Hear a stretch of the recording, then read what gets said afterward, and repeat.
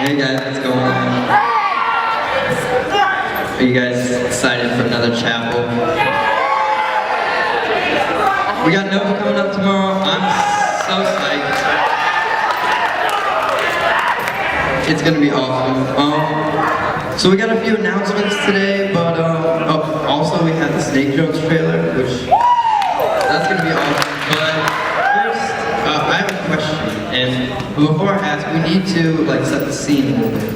So if we could like dim the lights,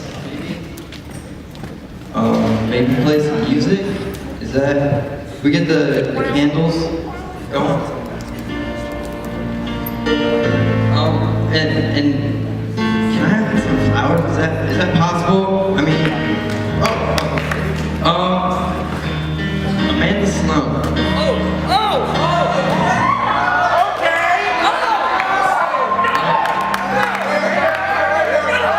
Will you have a problem with me?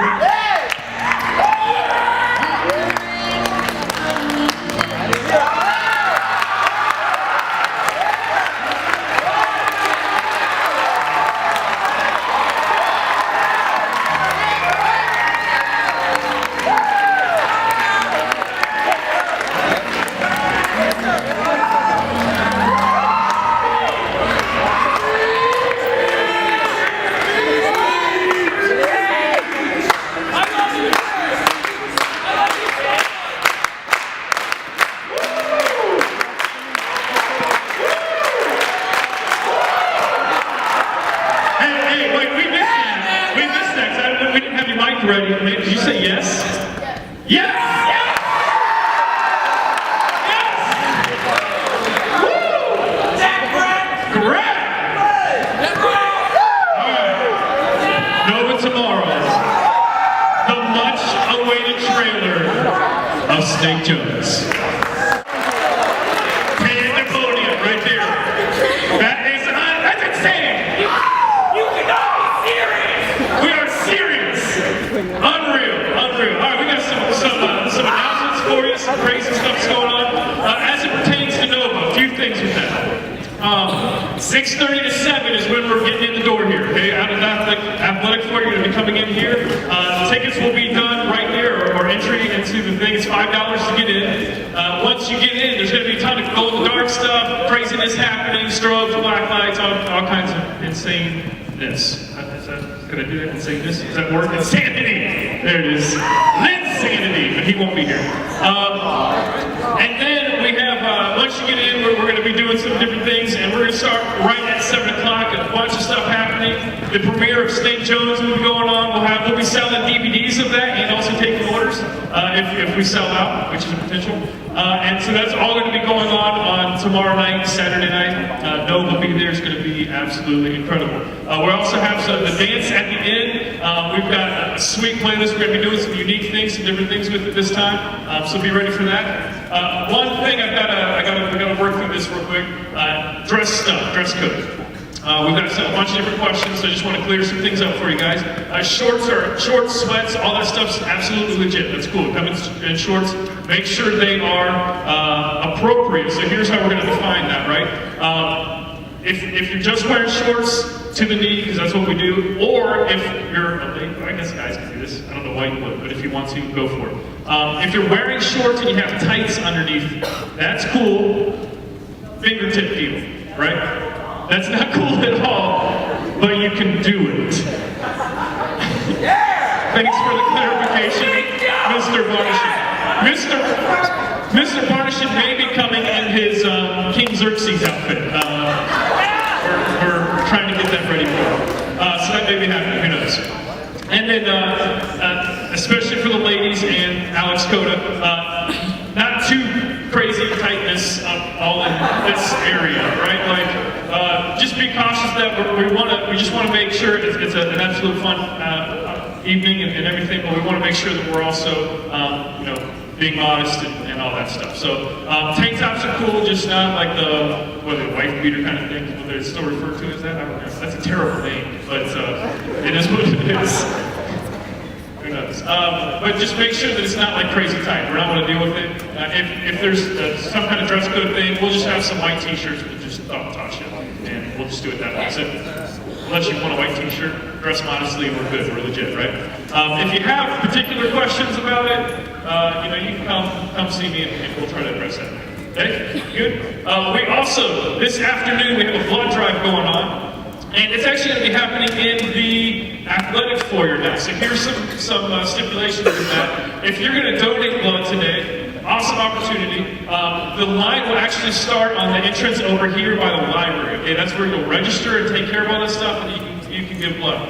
You have to be 16 years or older. If you're 16, you have to have parent signature, right? 16 and 17? Just 16. 17 is good. Okay, cool. So you can do that. Everyone else, from after chapel on, make sure when you're going to classes or whatever, computer lab, go around this way, through the gym or whatever, but don't go through the athletic floor. So that's closed for the rest of the afternoon until the blood drive's over. So make sure you're not going through there unless you're planning on giving blood.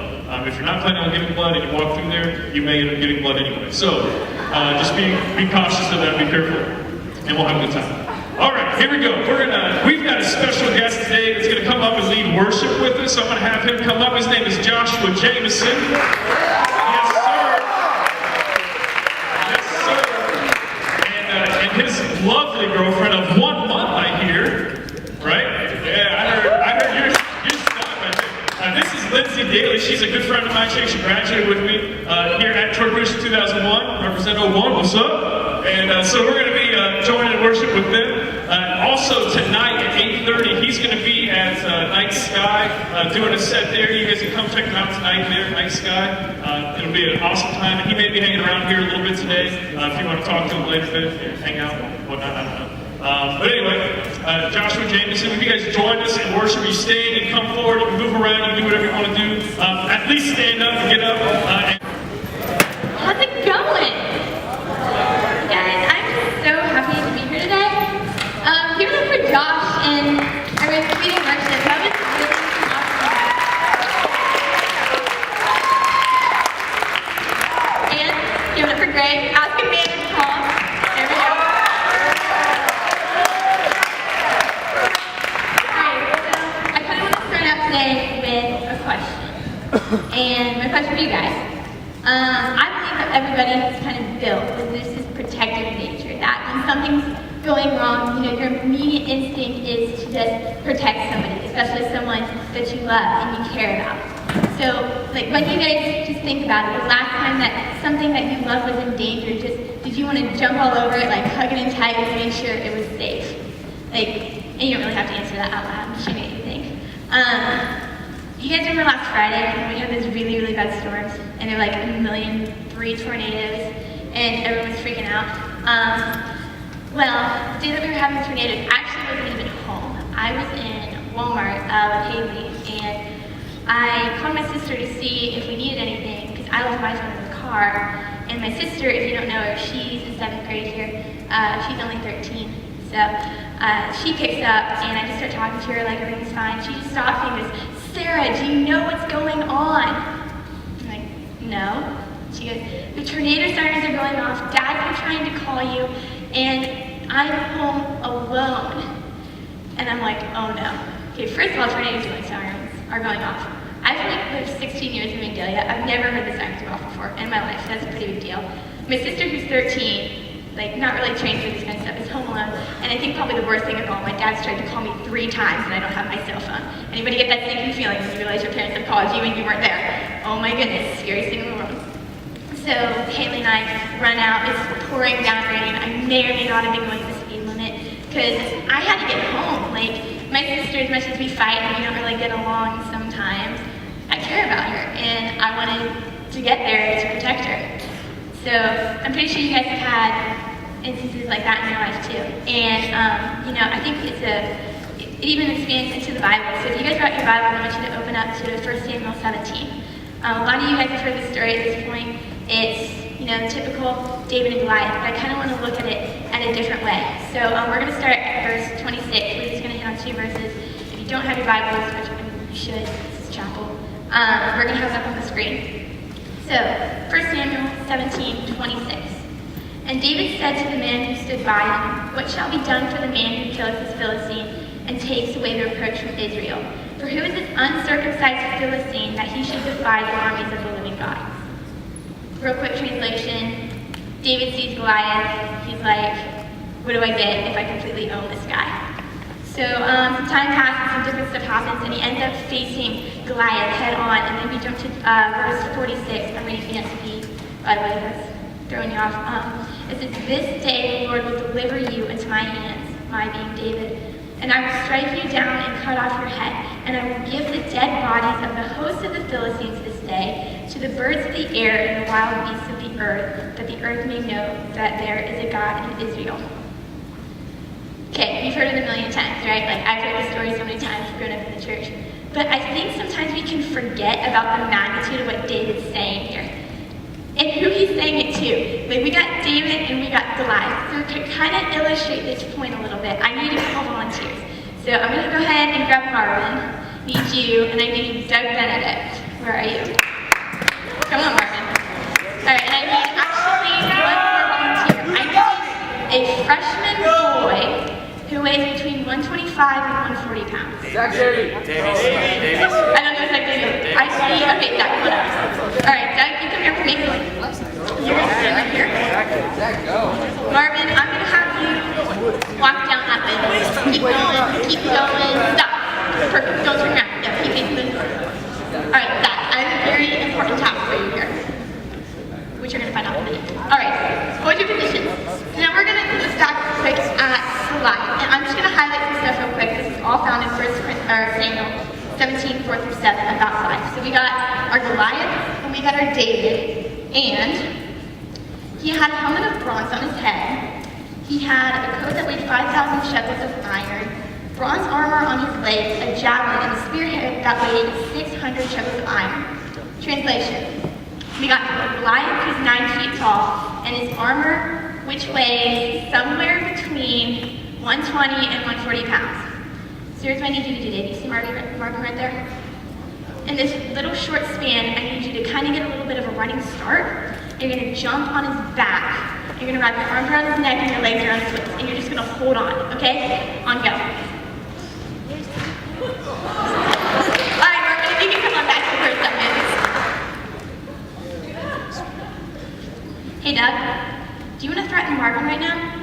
Do you want to tell him that you're going to kill him and feed his flesh to animals? Are you sure? Why not? You're scared?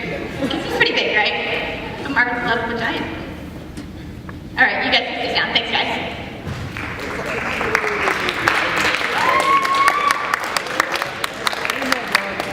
Okay, so if that didn't make it quite clear enough, Goliath was huge. Like, his armor weighed freshman.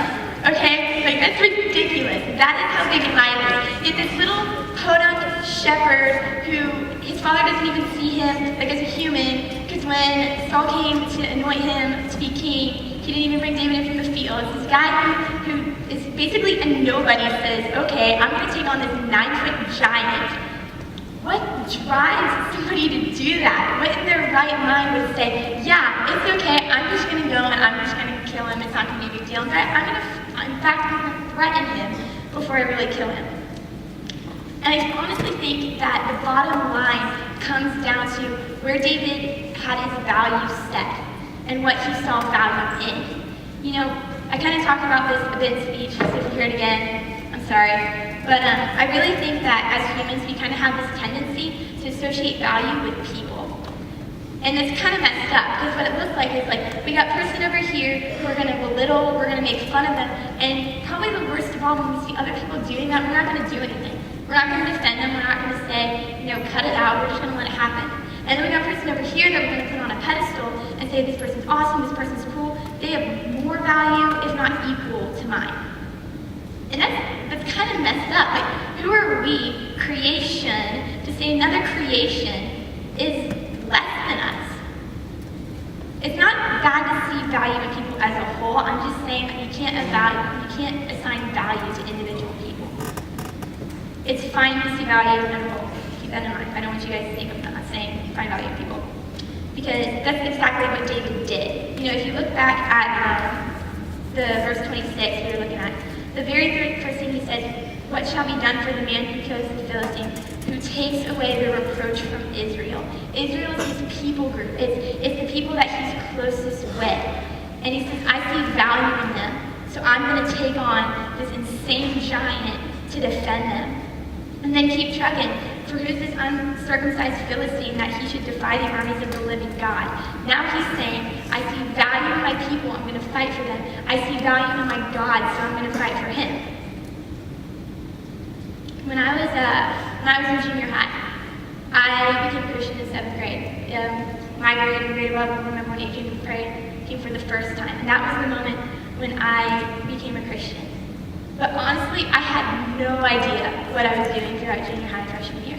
And I ended up getting at a really, really bad place. Like, people who were closest to me know, like, how, I projected this image of, like, happy, yeah, everything's great, girl. But honestly, I was so broken, it wasn't even funny. I wanted to give up on life, I wanted to give up on Christianity, because I felt like I could never please God. I felt like no matter what I did, he was sitting there with just like this score sheet, like scoring me on how I did on like reading the Bible and spending time with him. I was feeling miserably.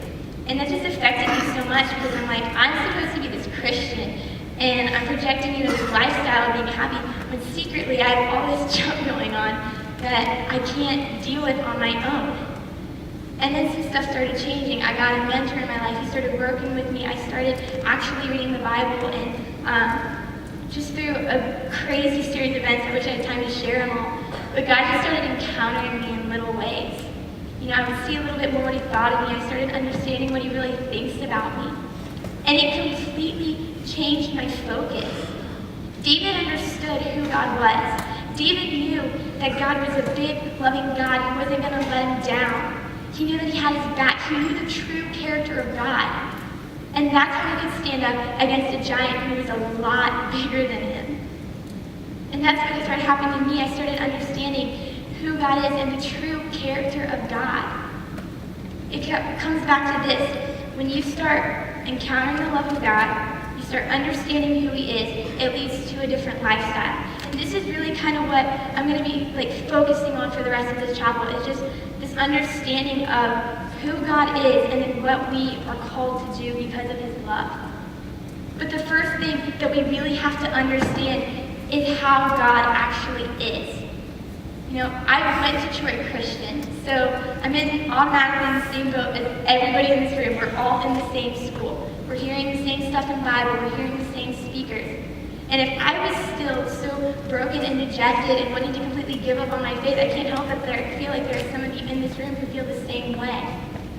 And I want to encourage you guys and say, don't give up. Please, if not for yourself, if not for God, do it for me, because I'm a living, breathing testimony that the love of God, once you understand it and understand who he is, it changes your life.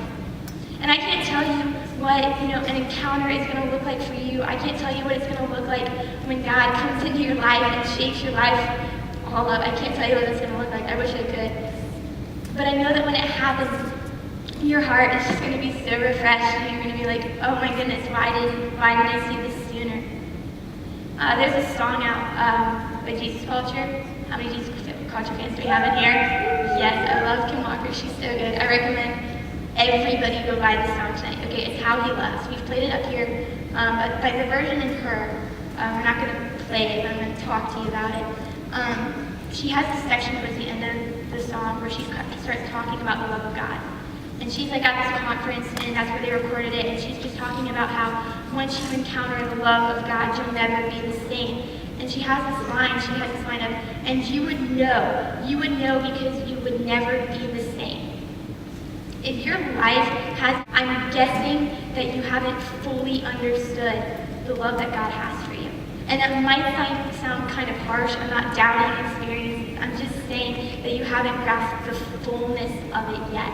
The fullness of God's love that says, I don't care what you do. I don't care what you're stuck in. I don't care about your past, your present, or your future. I want you. I am jealous for your heart.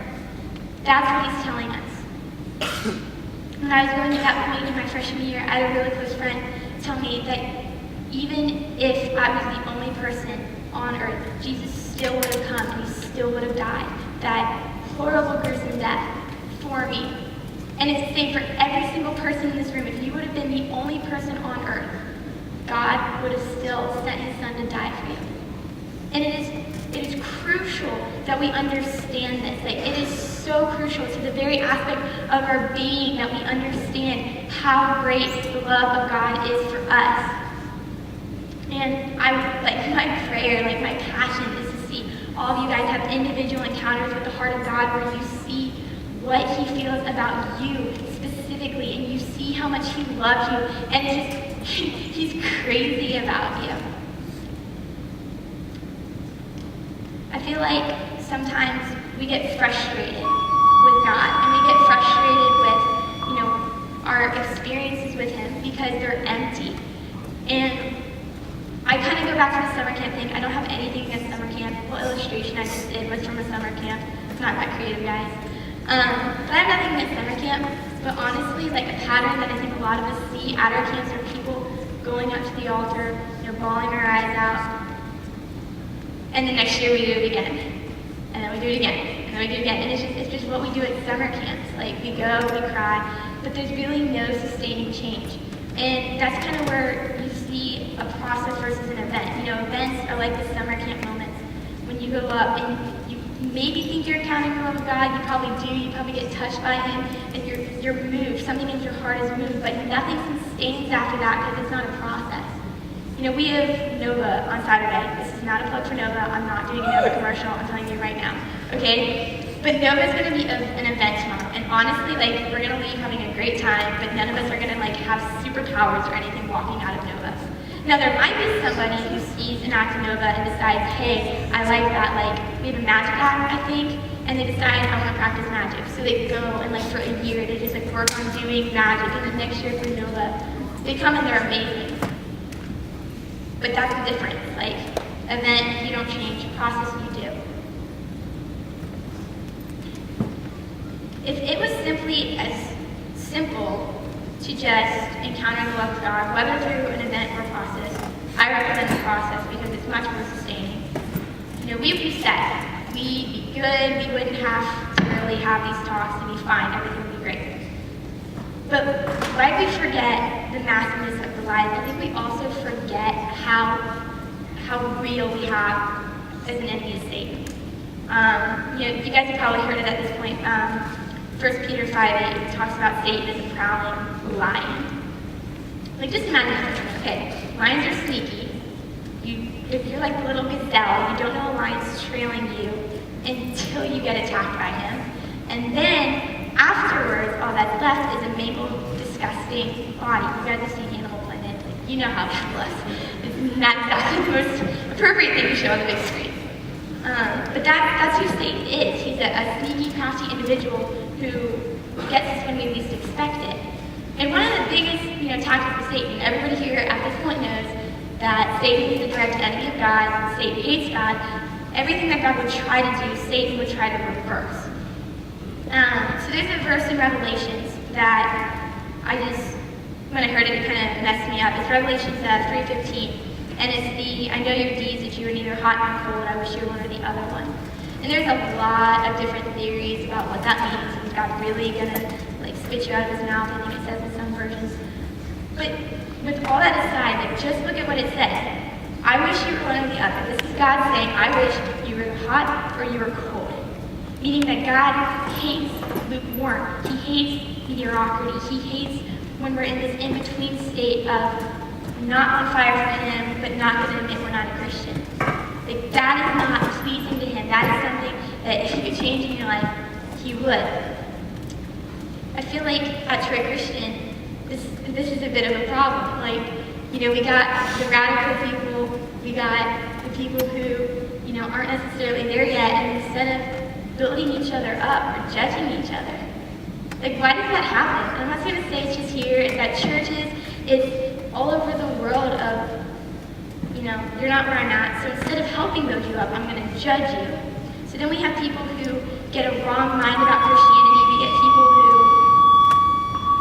who will call Christians hypocrites because of this. And it's not necessary. It's absolutely not necessary. We're called more than just to a mundane Christian life. If you can't tell, I'm kind of talking about a process here. You know, you start with an encounter, you start with the process of sustaining, and then you get to a point where you make a choice. If I had to name this chapel, it would just be choice. Because honestly, like, that's what I want to call you guys to do today. When I was in junior high, honestly, one of the biggest reasons I became a Christian was because I was fed up with my life. And one of the reasons I was so glad that I got a mentor in my life was because I was sick of where things were at. I was tired of being half in and half out, and not really knowing where I stood, of feeling like a terrible person, and everybody else saying that I'm a good Christian, getting used as an example in the Bible class. I'm like, what? No, don't use me. I'm not as good as you think I am. And it was hard. And then I just kind of latched onto this. You know, read this passage, okay, if God doesn't want me to be one or the other, let's pick the more exciting of the two routes and just see what being on fire for Jesus looks like. And that was really like this summer for me. It was just chasing after Jesus hardcore. And it was fun. Like, I'm not gonna lie, I wish you guys could see a little videotape of what the summer how it looked like. Like, yeah, it was hard at times. I'm not saying I have it all together at any point, still struggle with stuff, still have issues. But now I know the love of God for me, and I know that He's sustaining me. David didn't really wake up that morning that he was fighting Goliath, and when he got out of bed, have a feeling that he was going to fight a giant. It just kind of, the choice came, it sat in his lap, and he chose to fight the giant. You know, there's a story about Joshua in the book of Exodus, and it's really neat because Moses goes into this tent of meeting, and then Joshua would go in behind him and fall in behind him, and Joshua would stay in the tent of meeting, which is where the Holy Spirit was at that point, even after Moses went out. That was a choice that he made, and by just being in there and meeting with God face to face, he ends up leading the entire nation of Israel. Come on now, that's sweet. That is so cool, just by meeting with God, even where he was at, even as like a teenager, it says he was a young man, he ends up leading an entire nation. I don't hate summer camps. I don't want you guys to think that I hate camps, because I think a lot of good comes out of them. But honestly, the biggest thing that I think is issues at summer camps is that people never really make a sustaining choice. They get emotional for a few minutes and then it's gone. And I think sometimes we do that with everywhere in our Christian life, where we'll go by emotion and not by our minds. Which, I mean, is kind of a problem, because if you use your mind too much, then you're apathetic and you don't really understand Jesus' love for you. If you use your emotions too much, you don't understand the things of God. I want to call you guys today to seriously think about this. And think about the love that God has for you, and think about what He's done in your life. And if He hasn't really shown Himself to you yet, think about how He could use you. And I really want to call each and every person in here to make a choice. Because it's as simple as it is. You either choose to start living for God, or you choose to take a step back and let yourself be built into by other Christians.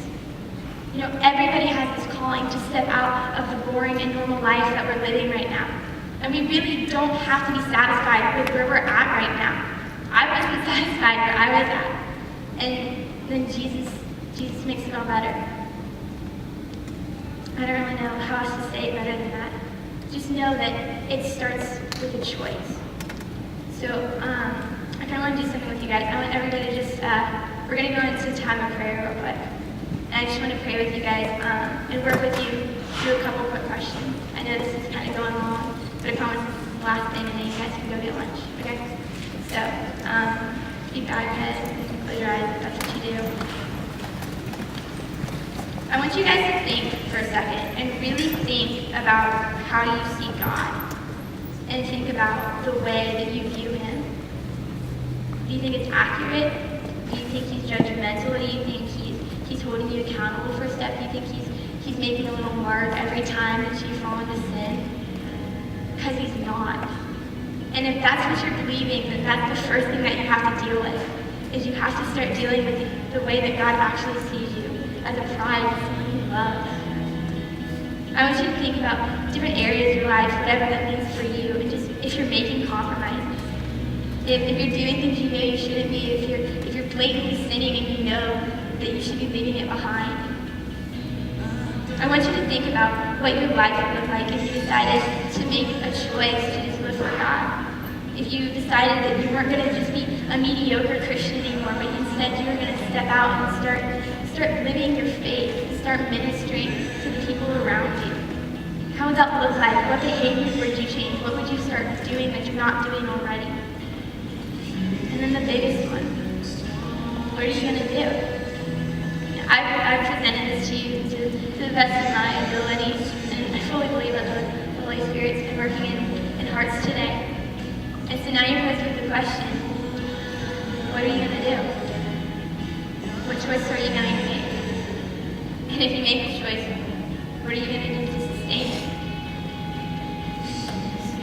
God, I thank you so much for this school that gives me the opportunity to do stuff like this, and that brings in fun worship leaders, and just for such a tight-knit group of high school students, Jesus.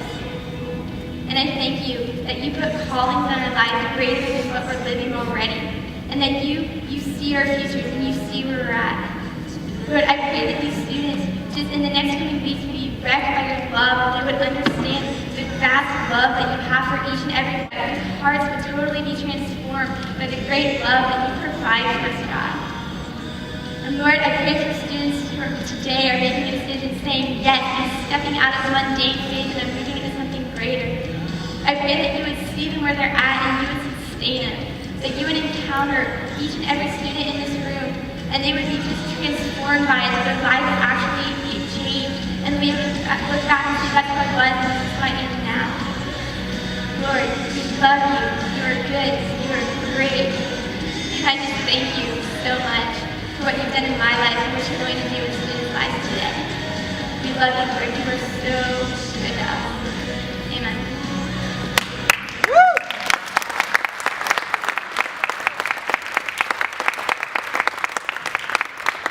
What an awesome call to step out of mediocrity into a life of calling, purpose, and passion. And it is so exciting to see someone when they're doing that, and when they become passionate about God and about what He's called them to. So thank you, Sarah, for the challenge with that. Remember, the athletic foyer, don't pass through there, go around unless you're giving blood. And we will see you guys tomorrow night at 6:30, 7 p.m.